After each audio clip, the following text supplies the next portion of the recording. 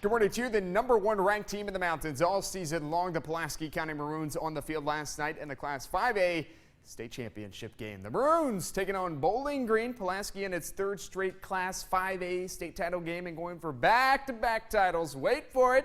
Wait for it. Where is he? There he is. Mason Helton. How's it going, bro? Opening kickoff. Yes, the opening kickoff. George Gregory. He fields the kick, picks up a few blocks, and he may be gone. Okay, not going, but stiff arms. He picks up a face mask penalty as well, so tackling some yardage. Very next play, Gregory takes the handoff from Riley Hall. And many think he may be the best athlete on this football team. Down inside the 2-yard line. Why not? Let's just let him take the direct snap. Right into the end zone, just like he did up at Highlands. 21 seconds off the clock. Pulaski leads 7-0, but the Maroons end their season with a loss on the carpet in the Class 5A state title game, 21-7 to the Purples. Well, they mean a lot to us. Obviously, they put our program on a level that it hadn't been to before. To be in this game 3 years in a row is a great tribute to them, and we're awful proud of our kids. They work hard, they played hard tonight. We just made mistakes and couldn't win. I mean, it means everything. We've worked our butts off, and the tears aren't for the loss, they're because it's over. We've worked our tails off for 4 years. We love the game of football and love everybody on the team, and just wish the best of luck to them next year. Riley Hall, definitely one of my favorite players I've covered yet so far here at WYMT. Wish him the best of luck wherever he goes. He could be going to Western Kentucky, maybe. Who knows? The schedule shifted for this weekend's high school football state championship games, all because of Western Kentucky University hosting its conference championship game. The Hilltoppers, the only college football team in the state, playing on championship weekend, hosting the conference championship. They were taking on Southern Miss. First possession for the Golden Eagles. Nick Mullins. Oh, he's picked off. Brandon Leston with the pick. Gets into Southern Miss red zone territory. A few plays later, WKU makes them pay. Brandon Dowdy to Antoine Grant. Go get it. Tops up 7-0. That was nice, but back comes Southern Miss. Golden Eagles finding success with the run game. Jalen Richard reaches across the goal line. We're tied up at 7 in the first quarter. Golden Eagles now leading 21-7. Late second quarter. Western quarterback Brandon Dowdy gets around the edge. The feet cross the pylon. That's a touchdown. Talk about executing a 2-minute drill. Top start inside their own 10-yard line here, but they're driving late in the first half. Tywan Taylor gets out of bounds of the big play, stops the clock. Dowdy scrambling again, spots Taylor, and the Hilltoppers tie the ball game up with 11 seconds to go in the half, up at 21 all, and Western Kentucky goes on to win it in the second half for their first ever Conference USA championship, 45-28. Well, you know, this is what we were shooting for, conference championship, and you know, last week was a big game, and we got to win in advance to the championship game, and to me this was our Super Bowl. This is what it was all about. We laid all the eggs on the table, and we said, here we go, let's try to win a championship. So I feel great about what we've accomplished at this point, and really our reward is a chance now to go to a bowl game and see if we can add to it. That's First Look at Sports this morning. Enjoy your morning. Good morning to the #2 ranked South Laurel Cardinals, opening the season with a tough schedule this year. The Cards played Mercer County Friday night at the Legacy Nissan Classic. They lost by 1.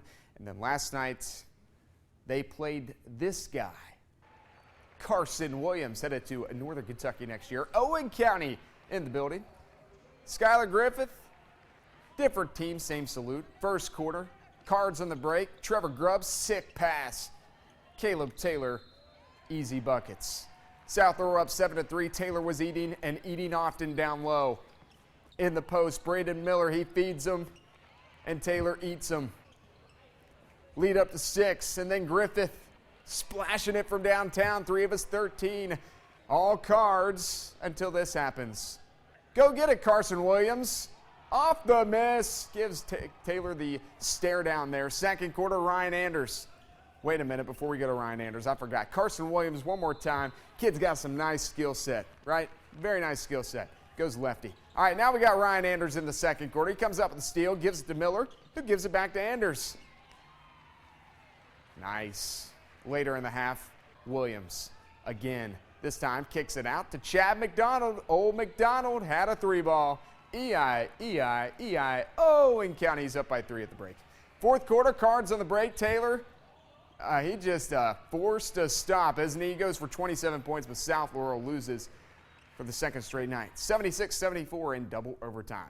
Let's stay in the Legacy Nissan Classic. My man, Richard Gatewood, Taylor County head coach, #1 team in the state. Coach Gatewood looking real sharp.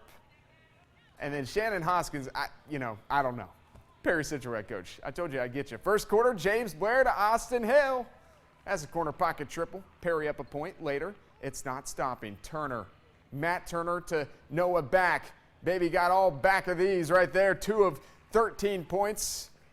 The hot shooting continues. James Blair gets some. Oh my goodness, Taylor County needs a timeout. So out of the timeout, Perry Central playing a 2-3 defense. Not good. Woo! Quentin Gooden, go get it. Fix the net. Nice. He went backdoor there. Later, Travis Dunn. He balled out in the season opener, went for 23. Last night, he went for 14. Commodores up by 6 after that. Later, Dunn kicks it out to Hill. Team high 20 points. He also had 10 rebounds. Perry up 26-24. Game tied now at 26. Gooden stealing and dealing. You know Chris Mack's going to be liking that up at Xavier. My boy Tay, he did some work, or Day, I should say, David Sloan. And then later, that's Back. He had 16. Perry up by 1. Gooden. Oh, crams it. Stole the inbounds pass and went coast to coast. Game high 37 for Quentin Gooden. Fast forward down to the fourth quarter. 8.4 seconds left. You know, Perry Central's down by 2, 70-68. Gooden missed his first free throw. He missed his second free throw. Perry with the chance. James Blair with the ball. Couple passes, and then Matt Turner for the win. Oh. It's all good. It's just your second regular season game. Taylor County comes away with wins 70-68. Again, Quentin Gooden with 37 points. We knew they were going to be tough. We played them last year at their home place and was fortunate enough to come out with a win. This year we kind of knew what we were in for with Quentin and Sloan. 2 unbelievable players, hard to keep out of the lane, and we knew that was our task, and we just didn't do it well enough tonight to get the win. But we played a heck of a game to stay with them like that. That's a good ball team. Perry Central 1-1 on the season. That's a final look at sports this morning. Enjoy your morning. I want to mention one more thing, though. Johnson Central Belfry will be playing for a state title. We'll have much more on that coming up at 6 and 11 tonight.